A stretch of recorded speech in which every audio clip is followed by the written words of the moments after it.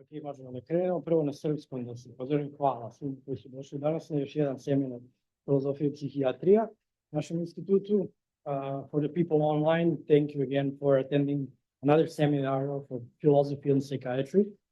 And it is my great pleasure to introduce our guest today, our live guest today, Dr. Marcin Moskalewicz. In Polish, in Serbian, it would be Marcin Moskalewicz.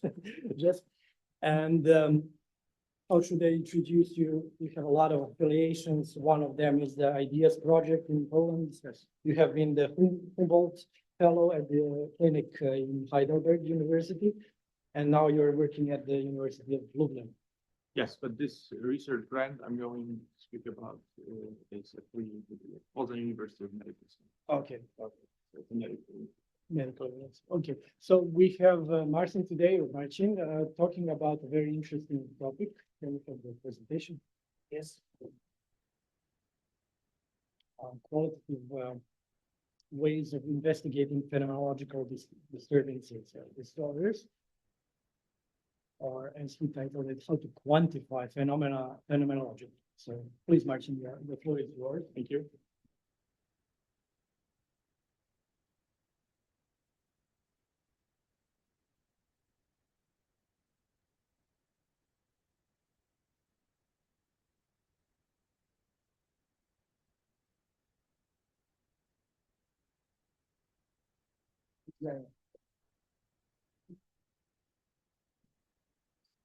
So, I'm not sure if I'm speaking more to philosophers or more to psychiatrists. So it's kind of in the middle of numbers people and in the middle of meaning people. Mm-hmm. Yeah.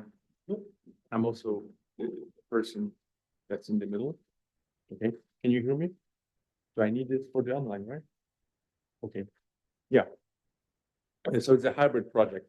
So since most of you I know, but I don't know who's online, I'll try to kind of find the middle ground in terms of explaining things that, well, people who are mostly psychiatrists. Yeah. I'm not a psychiatrist. I'm a philosopher working in psychiatry. So, well, let's start straight away.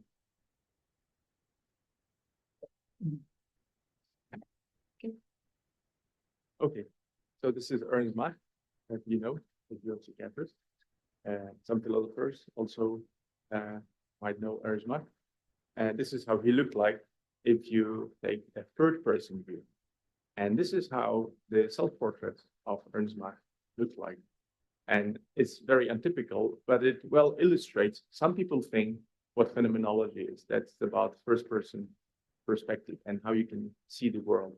But actually, phenomenology is more than that. It's about invariant structures of lived experience. So it's not about just how you see the world, you or you versus me, but what are the structures that we share in seeing the world. Yeah?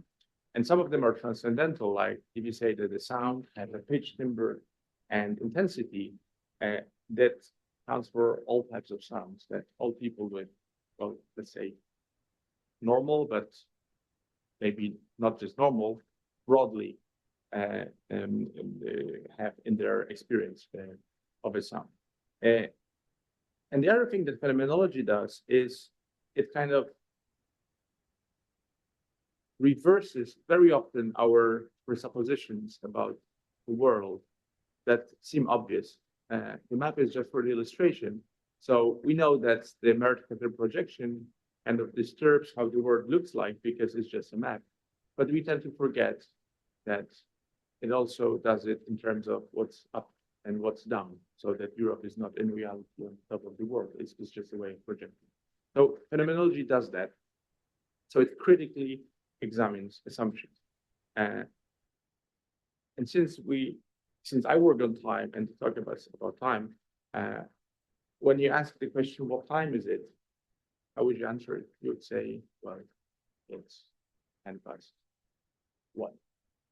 But phenomenologists, they would ask this question differently. They would examine the underlying assumptions, like with the map that lie, like what are speak in the map language, what are the rules of projection of space onto this type of map? What are the rules of projection?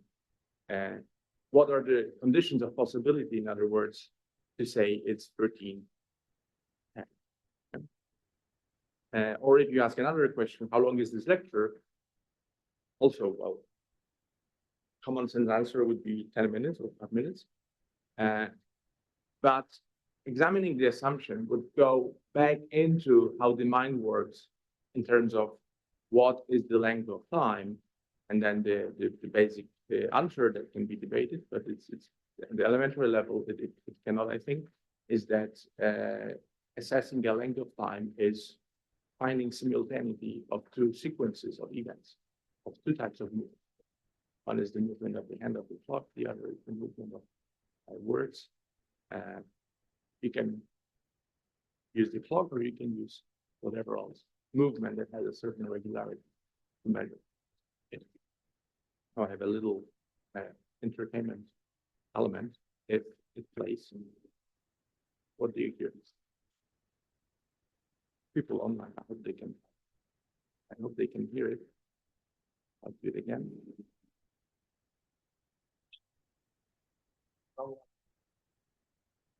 They're not hearing, but you can hear it. What do you hear?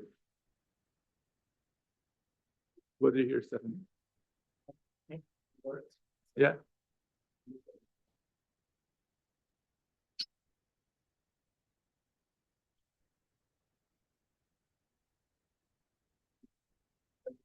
You don't hear anything. Oh, okay. Maybe you're thinking too much. You're too open. I mean, yeah.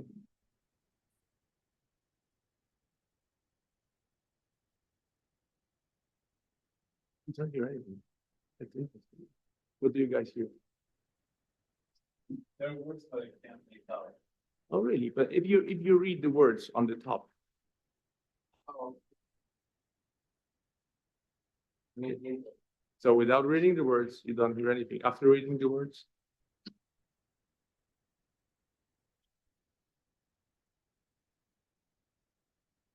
now think brainstorm. It would be brain. Yeah. So it's indeterminate enough that how you prior yourself will make you experience a particular sound. Yeah. It has a pitch intensity and timbre, but the content of it will depend on how you prior yourself in terms of language. Yeah? But it's just an illustration of how pretension works in phenomenology, or priors, if you like, how it prepares the world for what you experience. Your mind. And this is relevant for mental illness. I work on time since, well, many years, and also in this context. And this is a quote I like to show that illustrates why time is important. That's from Minkowski, the famous Polish, Jewish, French psychopathologist who worked on schizophrenia, among others. And he had this patient who believed, had the delusion that he would die and would be executed. And the delusion was not falsified, despite the fact that he wasn't persecuted, he wasn't executed. And then Minkowski said, well, maybe this content of this delusion and the affect of this delusion is secondary to temporality. So maybe there is a disturbance with time that is more basic than the disturbance of the content and of the affect. Yeah. But commonly, people would, to these questions, they say, well, it's 10 or 5 minutes, something less than 5 minutes, and tomorrow, when the execution will come, which is Wednesday, or today. So they would go back to the common sense language of time. And this is, of course, justified because we have different concepts of time. And the physicalist concept is the one that we use in the common sense language. And of course, there are, so the phenomenological one, the very basic layer of the phenomenological one, is the one on the right side, when you have the overlap of the 3 dimensions. Of course, and numbers are important in it as well, but in a different sense, as I will argue then in so in common measures. Why do we need to quantify temporal experience? So, well, the title of the talk is about the quantifying phenomena, but I'm going to focus on temporal phenomena. All phenomena has a temporal context. In this sense, they would be temporal phenomena. So, we said earlier, there are meaning people and numbers people. So there is there are two different paths that can be taken. And the problem with phenomenology, as I see it, a lot, especially working in the medical context, is it has, despite its philosophical value, the scientific value is quite low. So if you work with psychiatrists, for example, who are more natural scientifically oriented, they don't find it convincing, the question of meanings and elaboration of these conditions of possibility. On the other hand, cognitive scientific approaches, they are very scientific, but they lack this phenomenological depth, if you like. So what we try to do is to combine the value of phenomenology, kind of simplified, as you will see, but still I think it's more than just empirical psychology or clinical psychology, with high scientific validity.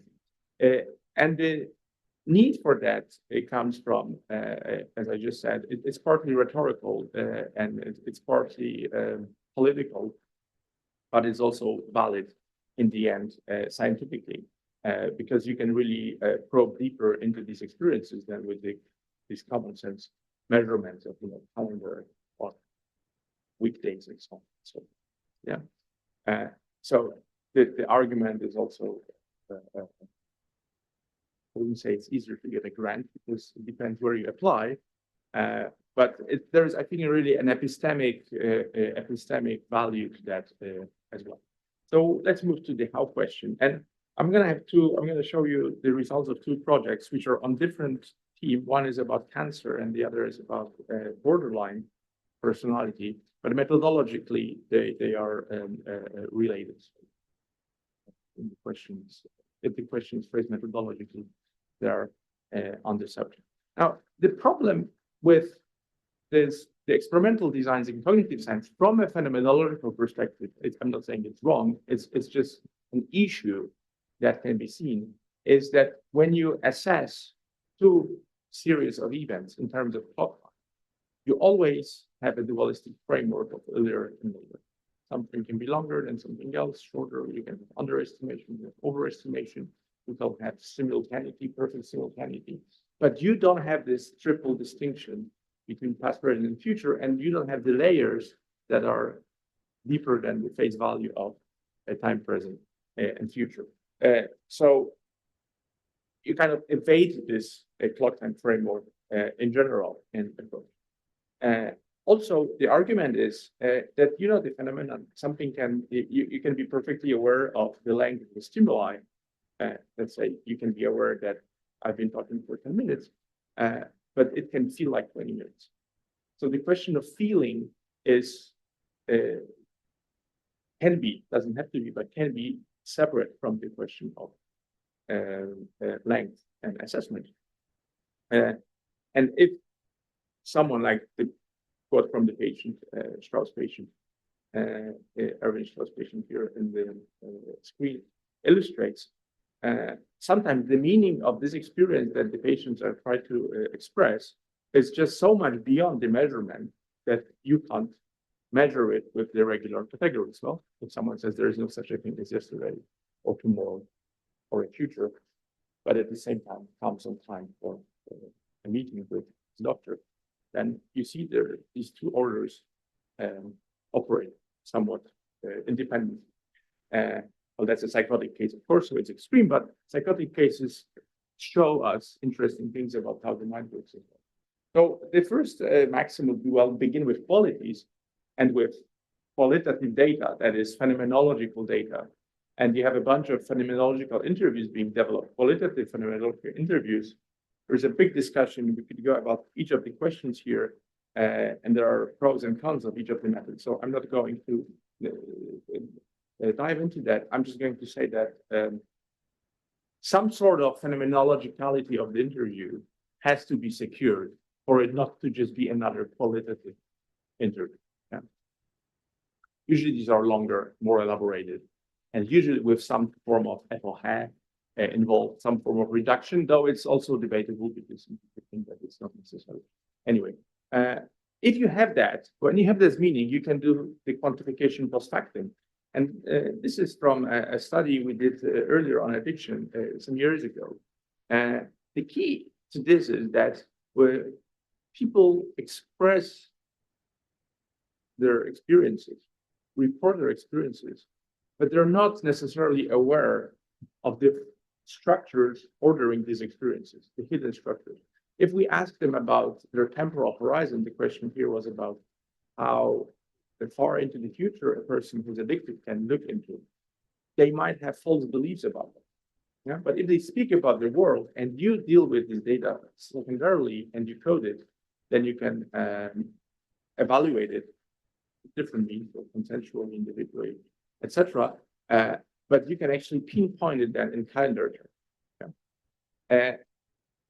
And then you have these categorical assessment of, in this case, well, it's a small sample of and people with different addictions, but you can see already that they have a shortened future horizon that can be kind of named in terms of a week or less than a week, a couple of weeks, a few days, and so on.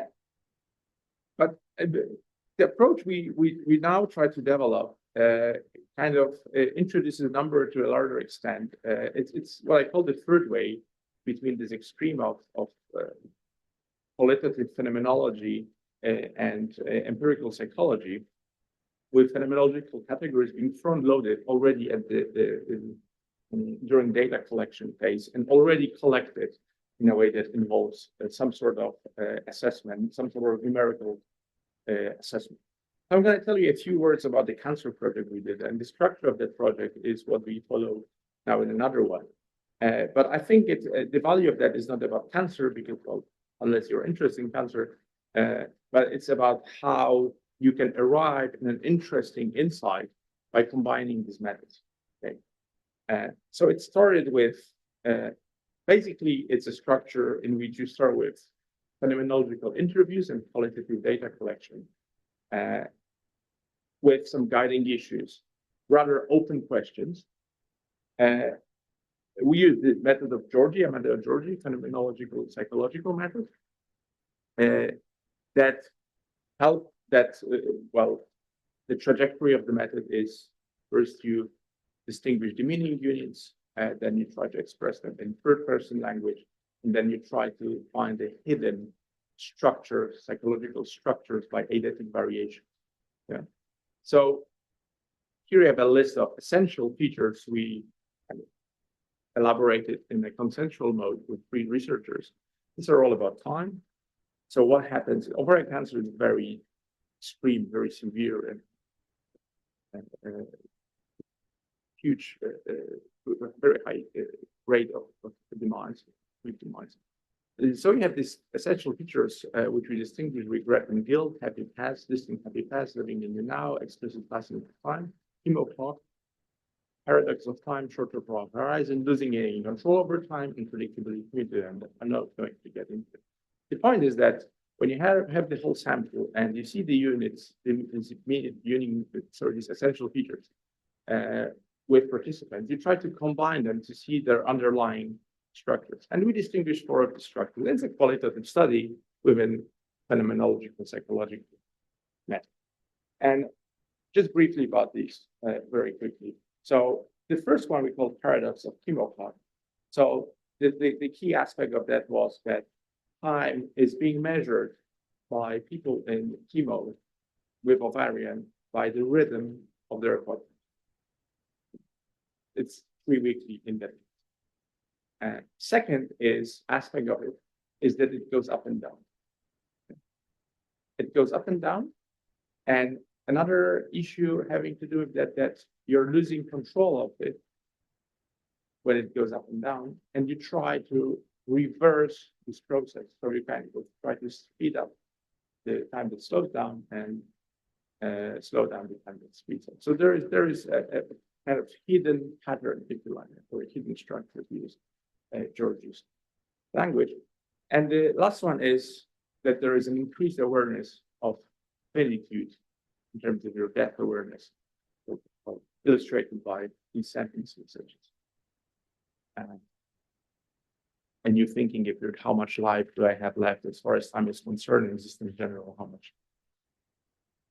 Now, the second step is to take these as hypotheses and build a survey that tests that on a bigger sample and on a good sample. So it's a quantitative testing of hypotheses that come from the phenomenological study. And these hypotheses were novel in terms of, for example, the idea of what we call the chemo clock, that the chemo is the primary clock in cancer. And we had and then also these different time concepts that I show you, ABC represented with the ABC kind of framework.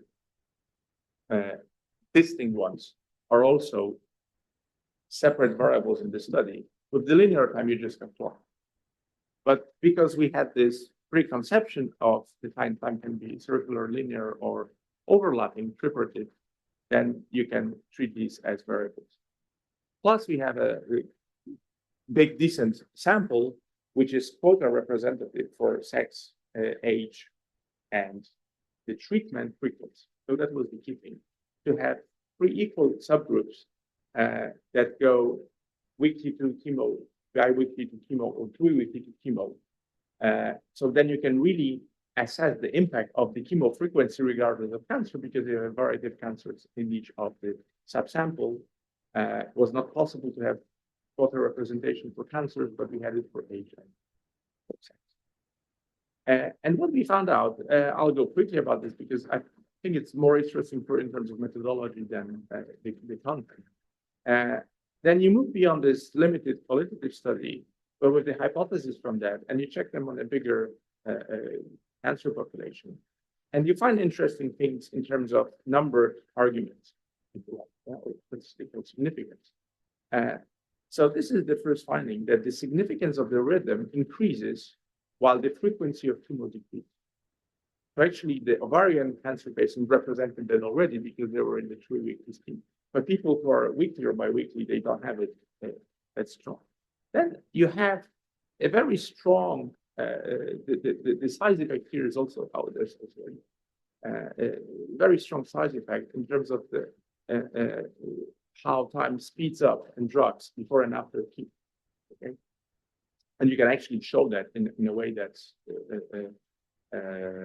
as a scientific argument, and not just. I mean, it's still a scientific argument, very qualitative study, but it has some more persuasive, in a more persuasive way. And you can elaborate on the structure. It's as a structure that is now validated numerically. We did the same thing with the time paradox, so the need to speed up and slow down, and with the control over time. Where the same phenomenon appeared. The 3-weekly patients were, interestingly, the patients who had the highest, the post-hoc showed that mostly it's 3-weekly versus weekly, who are the highest agreement. It's a liquor place. Sorry, with the statement, the longer since the last chemo, the better use of time. So our hypothesis then to interpret the chemo plot results was that they go back to normal to the biggest extent, all the subsamples. And because of that, the chemo destroys their back to normal state of functioning to the highest extent. And because of that, they use the chemo as the primary. And so paradoxically is more severe for them to have less treatment. So I skipped these. And the same thing, by the way, happened with the awareness of finitude. Okay, so it was higher than with the 3-weekly sample. Now, interestingly here also, and in the other sub-questions, linear time in cancer had no significance. So if we didn't do the original qualitative study with this open attitude, we wouldn't come to these conclusions. And the overall conclusion of this study on all these different layers of different structures is that this linear time, for me, it's interesting, a conclusion. Maybe for oncologists, it would be interesting to see that what cancers, different cancers are not significant. But for me, it was most interesting that the linear time is not relevant. Whenever you check linear time, and linear time can have different appearances here as a variable. So one is age, it's also linear, how old you are. Also, how long you've been in chemo, how much time has passed since diagnosis. It doesn't matter if you're 20 years in chemotherapy, there are patients like that, or you're 65, or you're 21, and you just started. The rhythm is the defining characteristic. So you find something about time by combining these methodologies, and you validate the insight of the relevance of rhythm against thought. Okay. So in this sense, it's kind of a front-loaded methodology because it's front-loaded not because it's circular time, but it could be anthropologically front-loaded. Circular time is, for example, relevant for anthropology, but here it's front-loaded because the content of what circular time means for the patient is front-loaded into the study. So I move to mental illness. It would be more interesting for you guys, I think.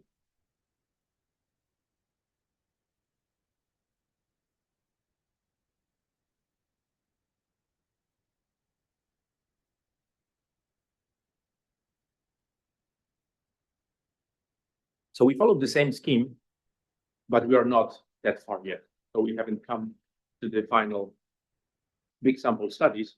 I'm going to show you the middle ground, basic, qualitative, and the middle ground.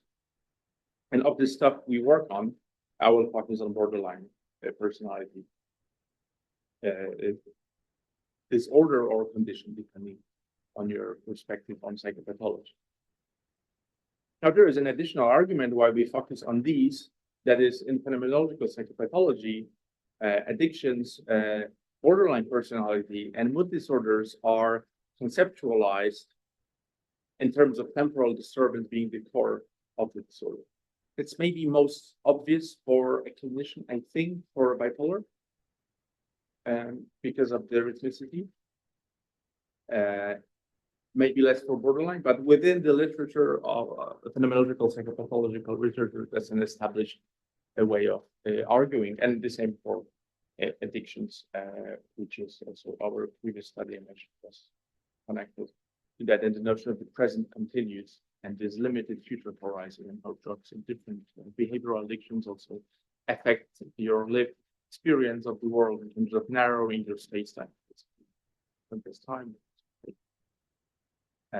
And that this is a core issue of the problem of addiction. That comes from, well, classical German pre-Second World War psychopathology.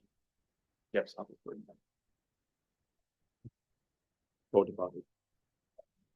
And it's being today also revived by people and Killerman in terms of studies of addictions. But here I'm going to focus on borderline. And in terms of borderline, there are two concepts that are critically elaborated. One is instantaneity, and the other is immediacy of experience. So that comes from Ben Kimura via Angelini and via Thomas Brooks, theoretical studies of the core issue in borderline personality being this lack of immediacy between you and the world. So everything gets immediately into you, so to speak, plus the instantaneity, which is phrasing that is more temporal, I would say. Instantaneity, kind of metaphorically looked at, is a temporal concept. Immediacy is a more spatial concept, but together they speak for or speak about, represent this direct, non-mediated, affective, rapid experience of the self. Now, you have some psychological ready-to-made surveys. One of the most famous one is Zimbardo time perspective inventory. Some of you might know that one. In Zimbardo survey, you have temporal constructs. They are called temporal perspectives. So they are not phenomenology. These are negative past, positive past, present hedonism, future, and transient future. Here is an example of the questions representing the transient future. And it's reliable as a construct and been studied in different populations, thousands of studies using Zimbardo, but it's not phenomenology. Okay, but it doesn't mean they have no value. I'm going to show you why it can have some extra value. So this is from a study we did. Actually, we used Zimbardo after the other study on cancer to check in a sort of robustness study way whether an established psychological instrument would also validate what we found in our phenomenological study. So we had different groups of people in chemo with different chemo rhythms. And well, there were some interesting findings, mostly about hedonism. But this is not phenomenology. Okay? This is not phenomenology. It doesn't mean you can't use it. We also. Now, moving to phenomenology, I said we start with qualities. So we have to really, I think you really have to start with qualities and some sort of phenomenological interview to build upon that. You can't just start with non-phenomenological survey. And this is from the study we did about, that was my PhD student, Anna Sterna, who is the first author here, and who works with borderline patients. And she did interviews about the diagnosis reception. Okay, so how the reception of borderline diagnosis is experienced, lived through by people who, well, get this diagnosis. And well, you can see this is a representation that is not quantitative. It's just what do you call it? Picture, metaphorical, pictorial representation. It's based on the qualities. I'm not going to show it, based on the interviews. It was Georgie's study, and it's also aimed at uncovering the temporal structure that underlines the experience of borderline people that works in general in their life, but also when they receive the diagnosis. The diagnosis, the reception of diagnosis itself, this one represents that, is that before the diagnosis was received, there was this, what we call the cumulative sense of inadequacy based on what he told us. The cumulative sense of inadequacy, so that this diagnosis didn't come out of nowhere. There was a sort of unconscious preparation for it and an outburst of the diagnosis. But what happened later on was also interesting in terms of how certain elements of the self that were related to these problematic experiences were associated with the diagnosis and how they were accommodated to the sense of the self. So that was a therapeutic, it had a therapeutic dimension as well. But again, no numbers.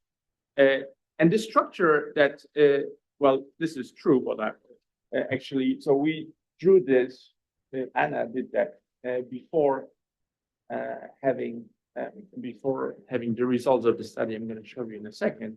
So you see that past, present, and future are represented as distinct dimensions of time, and that the intensity of experiences is the highest in the past.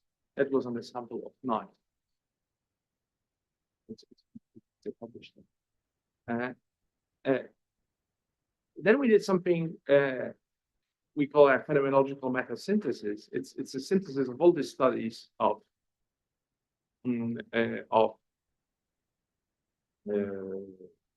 either qualitative or theoretical.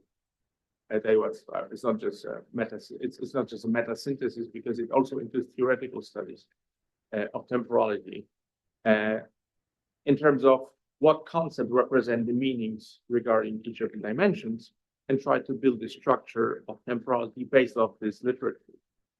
And the key thing here to remember is the notion of the discontinuity of the narrative self and the notion of feeling of being stuck, because these two notions kind of assemble together these elements. But you can also see, without knowing the studies, how similar the words are and the concept behind these words from different studies, for example, regarding intensity, intense, inverse, immersive.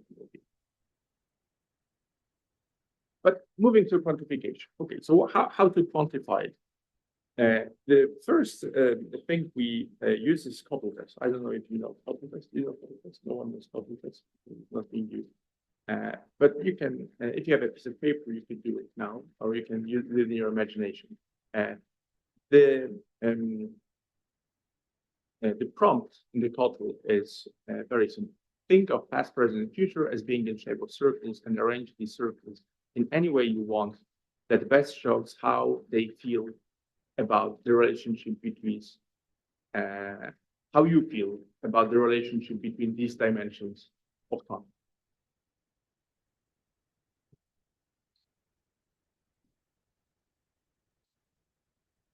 And the idea is when you draw it,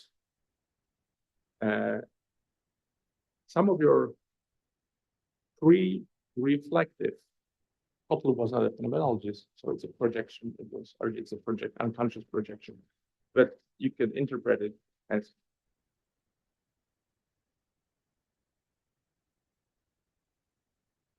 visually representing some of your ideas about that relation.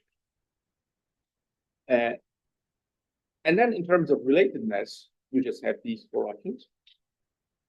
And in terms of the size, you can have either of them bigger, smaller, or and depending on that, you can quantify that relation. That's the idea. And this is how borderline patients wrote their temporal image of time in terms of couple. So you see, this is all this kind. I don't know how you wrote it in your mind, but simply put one in the other, or coming with the other. And as I said, you can quantify that. And we have a study that's now in reviews. When you have a bigger sample of personality disorder patients, over 60, 26, I think, no, 26 of them are borderline. And you can see, based on that sample, here without numbers, that the temporal passage is almost the opposite of the original studies, the temporal or original couple study sample temporal passage, in terms of the future being the biggest, present the middle. It's not an ideal. It's just an average of that sample. From the 60s, here's almost double. The past is the dominant, the present is smaller. Is the smallest, and the lower one shows the NPD, narcissistic personality disorder. But the point is, you can quantify it. And when you quantify it, and we use on this sample the couple tests with Zimbardo time perspective inventory, so ZTPI is Zimbardo and CT is couple test. You can combine the data from Zimbardo, which is non-phenomenological, with this data, which is also non-phenomenological. I'll show you a phenomenological in a second, with the phenomenological data to have a comprehensive picture with different methods targeting the same phenomenon. So what I'm arguing for is, and that will be my conclusion, is a hybrid approach and a pragmatic approach where you take different studies, different methods from different domains, but combine them with front-loaded phenomenology and qualitative in the clinical language, or more philosophical in the philosophical language assessments. And you can build this comprehensive picture through different methodological angles of the phenomenon in question, because one of those methods at least properly targets the phenomenon that is underlying. So what you can see here, and then you can act. Of course, you can run statistical analysis if you have numbers. And interestingly, see, like in the cancer study, the linear time is not important. Duration of hospitalization, age were not relevant, but we measured for severity, control for severity, and severity was very critical in distinguishing these examples, which is in another argument for dimensional approach, though borderline in some aspects stood aside. What is underlined here is what's relevant in borderline, the sample, subsample, so 26 clients, very high past negative in Zimbardo, and very high past dominance in couple. Plus, what's not specific for BPD, but for all the personality disorders, is the atomistic arrangement of couple. So like on the BPD pictures on these ones, you have this for all a big sample. It's 80%, 8 out of the properly phenomenological front-loaded structured interview that we use and combine with other outcomes, the results, is called TATE, Trans-Diagnostic Assessment of Control. And it is phenomenological because it targets phenomena based on clinical knowledge of the authors of the original TATE. So they're arranged. There are 42 phenomena. In the final, there were more earlier, but in the published version, that's been narrowed to 42 phenomena. But very importantly, to me, working on time, they are arranged phenomenologically a priori into domains. So these are domains. There are 7 domains, groups of these phenomena that consider different aspects of lived time. And the way they are structured comes from our knowledge of phenomenology, which is theoretical, if you like, phenomenology. Not in the scientific sense, the phenomenological insights about these aspects of time that are relevant. And the division is between anomalies of synchrony, anomalies of implicit time structure, explicit and implicit flow, and then common sense, past, present, and future. And the assessment is not just one-dimensional, because there are 3 separate scales to assess severity of it subjectively perceived. So it's called in the survey interference with daily life, frequency of the felt frequency, of course, people report on the frequency, and intensity.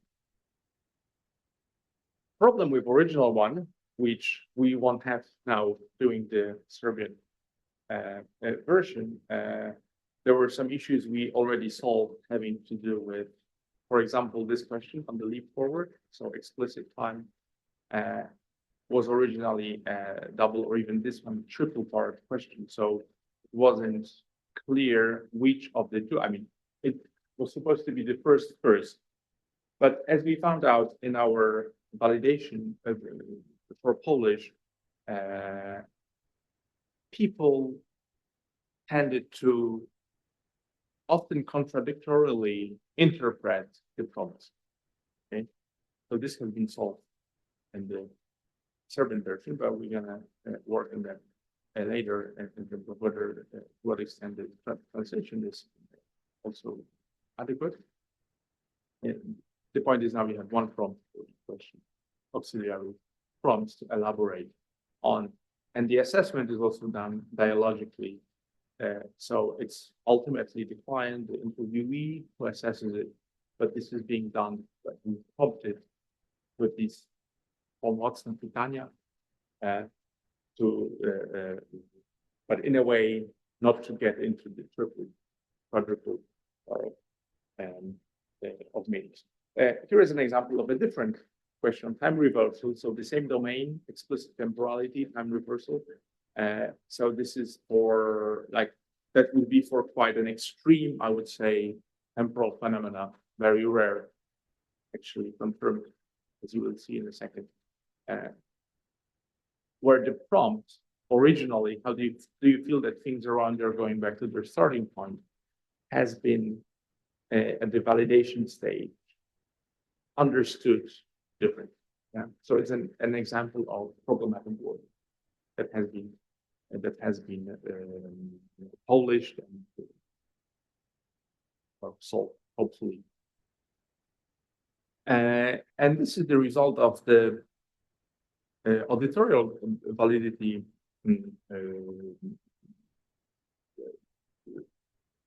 auditorial validation of this study with people without mental illness experience. And here you see this is so these vertical lines represent the assessment of severity, intensity, and impairment. And you can see also on the scatter plots that the correlation is very high between them. But this is because these people have no mental disturbance.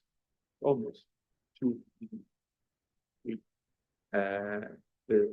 And this will be used. We will use it as a control data for assessing and the relations from atypicalities. Okay, but now I'm going to go to the borderline sample. So this is ongoing, but we have already 25 interviews. We aim at 40. So 40 is not enough for statistical analysis, really, but with all the groups we combine, we're going to have a sample that is bigger and sufficient to do that. But you can, of course, already do some calculation in this convenience. It's very difficult because normally these phenomenological interviews, and this is a phenomenological interview, except it's structured and phenomenological, they take a lot of time. And also the sample is good in terms of these are all hospitalized patients who in the 2 psychiatric hospitals in Poland. So we know, and they're early in treatment and early in they are inpatient, early in treatment, and they've been properly diagnosed, not by us, but by the board psychiatrists who work with them, or clinical psychologists, or both psychiatrists and clinical psychologists. So even if it's relatively small, it's a good sign. Not just people from the internet with online internet. So this is work of Anastasia Shua, who's my PhD student in the grant, and she does the interviews. Now, what you can see here already are, I think, 2 interesting issues. The past again comes up as the top disturbance, and here you see again, not again. Sorry, here you don't have the severity, intensity, impairment, vertical axis. Here you have each dimension possesses a separate axis. Okay? So then you can see that the past is the highest, but also interestingly, you see that they're almost perfectly aligned, intensity, impairment, and frequency, but in all domains, intensity is the most problematic. So you can draw a conclusion from that in borderline patients, the intensity is higher regardless of the domain, intensity of experience, than their interference and frequency. Yeah? We'll see how it works in depression. Could be the opposite. And you can also look from the perspective of each of the questions, so particular phenomena. And then you will find not just the whole dimension, the dimension of the past here is represented by the purple color. So you can see the purple is spread more or less evenly, but the first 3 top disturbances or atypicalities are phenomena 5A, 5C, and 5F. And 5 in this scale represents very often in terms of frequency, strong in terms of intensity, and interfering much with most of my everyday life. So it's on this relative scale. It qualitatively represents this level. And the lowest is the time reversal mentioned earlier, which is, could be extremely psychotic. Simple. So what are these 5? Now we can look at the 5. This is your translation, right? Yeah. So I'm not sure I can understand it properly, but we're working on making the 2 versions mirroring each other. But then, you can look at these answers, numbered answers in terms of the meanings contained in the prompts, original prompts, and pomocne pytania, auxiliary questions. Yeah? So this is element 5A, negative view of the past, 5C, over-reflection about the past, and 5F, reviving the past. All about the past. And all,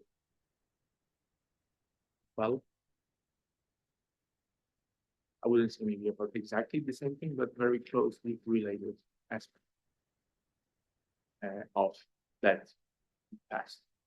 Now, going back to the data from the previous measurement, we can have what I argued for earlier, a hybrid approach, a retrospective approach to the analysis of this data gathered by different means. So Georgie's qualitative interviews, the Tate, even the ZTPI and the COTL, and the fraud-loaded surveys, which we haven't done yet, but we will do in the next stage. So the samples will then get much, much bigger. And here, this is the list of conclusions in a nutshell. These are conclusions in a nutshell, but in contradistinction to the theoretical elaborations and even qualitative studies, which are very relevant also for us. But these are validated also in terms of some numbered arguments, if you like, some statistical arguments, and also in terms of being able to actually compare the quantities between the groups and some phenomena. So what we can see in terms of borderline personality, same as in cancer, severity matters, but not the linearity of the length between complications. Second, there is this atomism of the passage, which has been also conceptualized in terms of instantaneity and immediacy. It kind of, I think, nicely reflects this idea of immediacy, the fact that intensity here in all the questions on Tate is higher than frequency and interference. And so it's an argument for the immediate aspect of experience, this intensity of living these phenomena is more problematic than they're actually being problematic. Slightly, but nicely for all the dimensions. But most importantly is the past domination that gets reconfirmed through these different methods. So with ZTPI, it's just this construct of negative past. With CT, the couple test is that the fact that it's dominant, so the biggest circle is the past. But with the Tate, we have these three phenomena that this is also the negative past corresponding to ZTPI, but over-reflected and revived. So if you, rephrase it in terms of experience of the present being lived in the now, this is a repetition, revival, reflection, over-reflection. And in the name of the question and in the prompt of the past. So that gives you some content to this notion that we had constructed in the meta-synthesis on the idea of being stuck and the narrative discontinuity of borderline. That, based on these are two separate samples. So the Tate sample, these are not the same patients that were surveyed with the Cobble and Lombardo, but these are both samples they are both inpatient samples. So you can combine the result. So you can say, the content based on our empirical research of this notion of being stuck concerns mostly being stuck in the past that is intense and atomized, and then gives you some phenomenological flavor that is empirically supported by data to the old notion. And also, I would say that it kind of moves the emphasis from the present in the conceptualization of borderline in phenomenological psychopathology to the problematic relationship between the past and the present, which is the primary issue here. So we might want to, elaborate on the notion of intensity further on in terms of this problematic past. Another interesting thing, of course, would be a differential diagnosis with a traumatic experience, in this case, from a clinical perspective, that would be relevant, I think, seeing that in context of diagnosis and therapy, because it adds a dimension to what we already knew before theoretically and moves it a little bit in a different temporal direction. So this is my final slide. So I made it in an hour. I think phenomenological quantification is possible, although in this presentation I haven't argued philosophically for it, but on the examples, and but I hope it's clear how I believe it can be done. So it's not properly phenomenological, whatever that means, because the debates are ongoing. You have 5 phenomenologists in the room that will likely argue about what phenomenology is, as it with philosophers, not philosophy in general. But here, I think there is at least some agreement that front-loaded approaches are valid phenomenological approaches. My take on that is they can be front-loaded also based on qualitative research as phenomenological, which is what we do, and they can be combined with non-phenomenological methods. Because what really matters in the end is this retrospective analysis. This is what you do with the data. But once you have the data and it's quantified already data, you can combine the two together for a better outcome. So it's a sort of perspectivism, methodological perspectivism that I'm trying to advocate on, that begins and ends with some sort of hybrid phenomenology, and I think it's for the betterment of our understanding of lived experience in these conditions. And it lowers the possibility of speculations and philosophical theorization that, or sometimes, not always, but sometimes can happen, interfere with what we know about the phenomenon in question. So thanks for your time.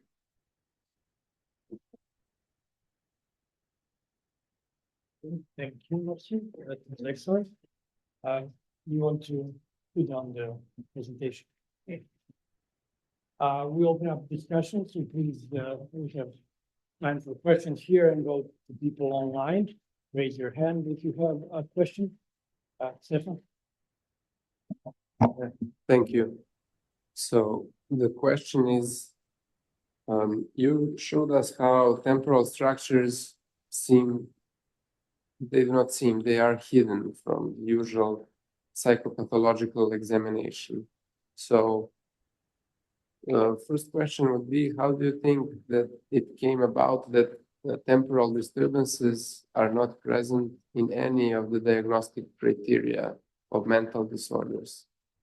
And related to that, do you think that, because you showed how in borderline personality disorder, in addictive disorders, in depression, in schizophrenia as well, in PTSD, there are temporal disturbances. Do you think that by targeting these structures, the whole psychopathology, what we see as delusions or low mood, that they would all unravel, or somehow, that if we target, for example, when we are treating someone, if we assess the temporal disturbances and only follow the temporal disturbances, that everything else would come into place? But what, do you have any thoughts on that? Yeah, well, I believe yes, but I would have to argue for it. And I could argue philosophically, but better argument, I think, would be to test this. We wouldn't have to test it experimentally. What we would, I think, need to empirically validate this in face of a clinician is to show the predictive value of some of these disturbances, maybe just 3, 4, 5 of these phenomena in a given disorder, vis-a-vis the operationalized diagnosis, plus the clinical expert knowledge, because, well, I'm not a clinician, but to the best of my knowledge, the clinicians I work with, they treat DSM and ICD as auxiliary, supportive, and sometimes just a rhetorical argument in addition to the clinical expertise.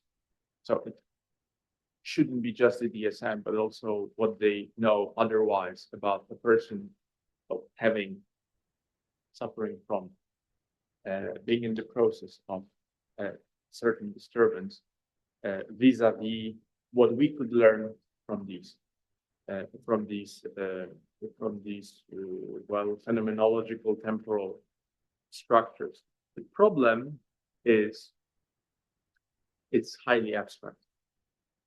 And as well, the questions I gave at the beginning, what time is it and how long did it last? And what's the day tomorrow? So calendar time. These are the basic common sense questions we also all think through. And it's it's something we get, trained into not just thinking, but living through them. There are embodied ways of our organizing our social life, very powerful, very violent. And this is even for phenomenologists, this is a primary approach to time in daily life. And this is something that has to be suspended to get into the structural dimensions and so on. So it's just, I think, I also wonder sometimes if it's not too, detached in the sense of atypicality from an average way of functioning.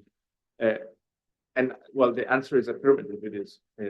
You have to suspend your clock time orientation, calendar orientation, to go deeper or beyond, not to evaluate it, just beyond these measures. But I think the value of it is you can really see each time I work with that more closely, like with the addiction people I interviewed that sample myself, is that really reveals what they're going through in a much, deeper sense, that if I put it in the calendar terms, or if I ask them like, what's your plan for next Tuesday?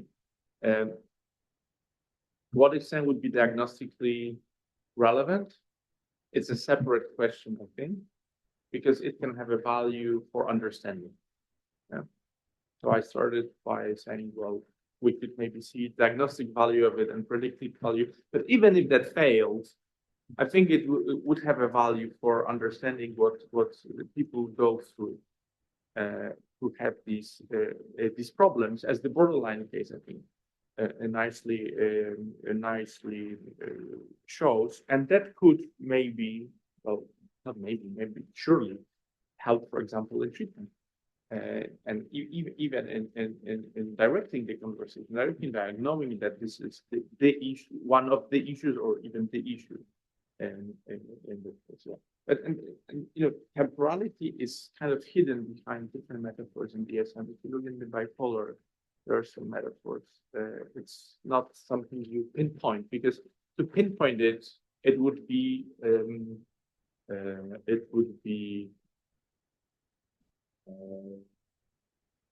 have to be banalized into frequency. And it appears as a frequency, like for diagnosis of mania, you need a certain frequency and certain length of depression differentiates between major and then it's banalized. Yeah, I'm not saying that phenomenology is banalized. It's useful, but it's banalized. But beyond this banalization, it's there via different metaphors, but not directly as in the checklist, because it's just a different paradigm. So I don't know. What would you say on what would be your take as a psychiatrist using DSM? It makes sense for what you say, and especially what you say about different time constraints, right?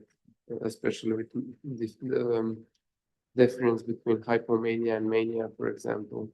I think everything that you said is relevant, but also if it's also, and I'm talking as a clinician now, it's very difficult for people to articulate their experiences, which is in general kind of like a critique of phenomenology. So it's obvious that some patients, for example, who have borderline personality disorders, maybe more can articulate their experiences better than people, for example, with schizophrenia, who have also cognitive deficits.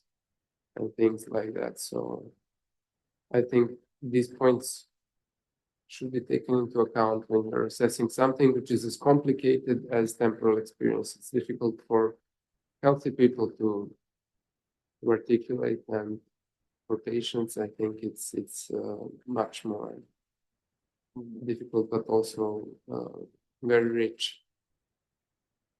So I agree. Thanks for answering this question. Okay, we have a question from people online. Please stop this. Here are the next. Hi, thank you very much for your talk. I have also been thinking quite a bit about how phenomenology can enter in a not necessarily quantitative, but more empirically informed way into research and the clinic. What I wanted to ask is the following. So my concern is that the questions, as you showed them, are leading. So they're sort of pushing the person to admit some kind of having some kind of phenomenological experience that they're not actually having. Now, if you've got a control group, you can easily say that they're equally leading. So any difference in between the controls and the experimentals will be owed to will be solving something substantial. But my concern becomes, seeing as people in certain conditions are more suggestible, is suggestibility the extraneous variable here? Do you see differences in certain mental disorders and conditions because the people in these disorders are more suggestible and therefore more likely to answer yes in certain phenomenological alterations? So I would like to ask, is that a problem according to you, and have you taken any steps to counterbalance it? Yeah, so thanks for the question. That's very relevant. But we had the opposite kind of problem, which is why we didn't get into that problem. And that problem was there was more of a barrier or difficulty with getting into the mood of even answering these questions in a very basic sense. So people were quite confused in terms of what we ask about. And because of that, we changed. Anastasia did that. She did a marvelous job in adjusting the order of the questions and opening the interview by a general discussion about time, and then reordering them from the most commonsensical to those that require more reflection. And then people getting into that, slope, going to more and more difficult, climbing to more and more difficult, it made it possible for them to answer the question in the first place. And then, of course, we could check for what you are saying, but we didn't. We will just deal with that by having a control sample. So the control sample that was on the big screen showed it comes from an auditory questionnaire. So it's also not that good because there were 100 people answering the question at the same time during the interview for validation. But we have now a group of students who do the full TATE interview with people without any mental health diagnosis. And that would be a better control sample for the results of our clinical samples. But that's all we will use. We want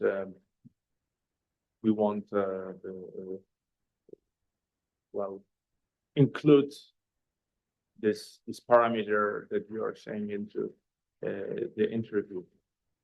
One of the things we did include, but not quantified, is the sort of tacit assessment of understanding and affectivity related to understanding. So it's the felt sense of the interviewer whether the participant understands the question properly, and this back and forth, that's dialogical. I mentioned that earlier, because that is kind of, empirical mean of getting some assurance that you're on the same page with understanding the phenomenon. And of course, that could be also surveyed in addition, whether there is a agreement of understanding, but it would be just too complicated. It's already quite complicated to do. So maybe in the future, depending on the results, we will take your point into account what the reasons is right. But yeah, that could be the issue. Yeah, could be. Thank you. Thank you. Then we have a question for people here. I'll do one. I have a couple of questions. One would be, do you know, I think there are, but do you know of any studies done on people with autism spectrum disorder with state, so high functioning autism, I would think. And what did they show in differences in temporal experiences? Also, I think it would be very useful for this kind of an instrument to incorporate like other domains, other concepts of phenomenology, phenomenological import, like, I don't know, embodiment and temporality, self and temporality. That would probably help help people express how their temporality changes in relation to something, affectivity also. What do you think of that? I think it's a great idea for a grant. Before that, I would love to go into space, time space, before going into affect. Yeah. But since I'm stuck with time, I'm pragmatic, so you can't do everything at once. So once we finish this, we will think, depending on the results, how to expand. Of course, there are other phenomenological structures, tools, and I think even if these are different samples and different tools, the results can be comparable to a certain extent. If these are phenomenological studies, there is the newly developed autism interview. Remember the title of it? The structure interview of autistic experience. Intersubject and in autism. Yeah? I think it's not published yet, but no, it's coming. And we also have an autism subsample, which I didn't mention here. The problem here with the data is we can't finish one sample before doing the next one, because access to patients who are, that's another take on the question that was asked online. Of course, patients who are not communicative, they don't get into the sample. Yeah. It's kind of purposive sample of people who are at a certain level of discursiveness and hospitalized and diagnosed, fulfilling the threshold criteria, but there is no randomization in this, obviously. So that might also affect the results. But we do because they depend on who's there. And Anastasia, my pediatrician, she just has a phone call and she could drive to the hospital because there is a person who is willing to take the interview. But some people don't want to be interviewed.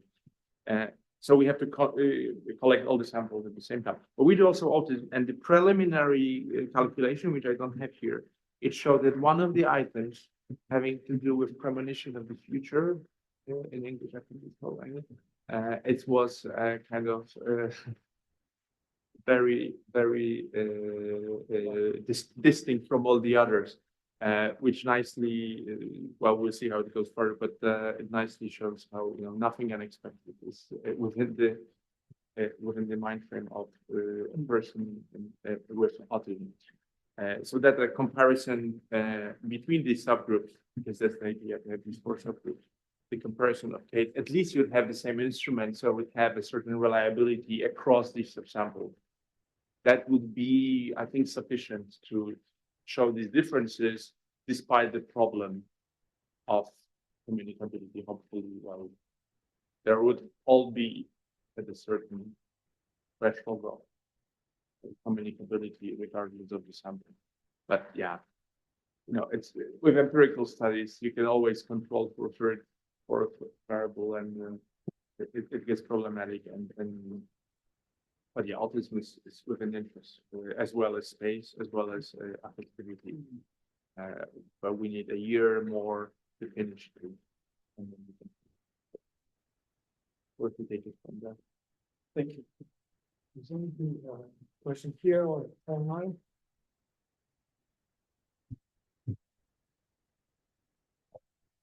Well, it's not a question, it's more of a dreaming of future directions. I would be really interested in seeing how clinicians experience time, like on the other side, as with the sort of the chemo clock, we see sort of the institutions creating a rhythm, a life rhythm, whatever. So I'd be interested in seeing how the clinicians sort of also experience time, especially in like specific maybe settings like outpatient units where you have 30 patients or something, and then time takes on a special experience. Or another thing which is maybe more realistic is and has been sort of phenomenologically studied recently, psychedelics, and then experiences of time on psychedelics and as they relate to mental disorders, for instance. That would be, I guess, because I mean that's sort of an idea with psychedelics, sort of relating the phenomenology of the altered state with the mental illness. So yeah, yes. Yeah, the latter is a fashionable subject these days. There are several scales for assessing disturbed temporality in under psychedelic influence. And what's the antipodes of the mind? You know this book, Antipodes of the Mind. Ben Shannon, Antipodes of the Mind. I'm going to put the name Shannon, second name. It's on the studies on psychedelics and temporal experience. Very interesting. And clinically, as far as I understand it, the question is, how could psychedelics help in depression, for example? Looked at from the perspective of the experiences, not just the neural pathways, but certain reports on the temporal disfiguration in psychedelics mirror these reports on temporal disfiguration in depression. I worked on temporal delusion some time ago, and this kind of total decomposition of common sense temporality, which is one of the symptoms of psychotic depression. Strauss wrote on that his whole life, Erwin Strauss. Wonderful studies he did on that, very philosophical. And somehow, some of these contents kind of come up from under psychedelics. So maybe there is the experiential link of what, why, and how. Because it's, as far as I know, it's confirmed, right? That psychedelics, some, I think, on depression, on major depression, clinically confirmed. So maybe, it's always the question, is it the experience that heals, or is it the neural change that heals? Because you can look at it from two different directions, and philosophically, both are justifiable depending on your position. But I'm more interested in this mental first polarity. And so, yeah, that's a very, very relevant, very interesting. And we should add space and affectivity. Okay, do we have any more questions? If not, let us thank Marcin again for his talk today. Thank you all for being here today with us in the seminar. I hope to see you again next week, I guess. So for today. Oh, and I forgot to mention, Isuka.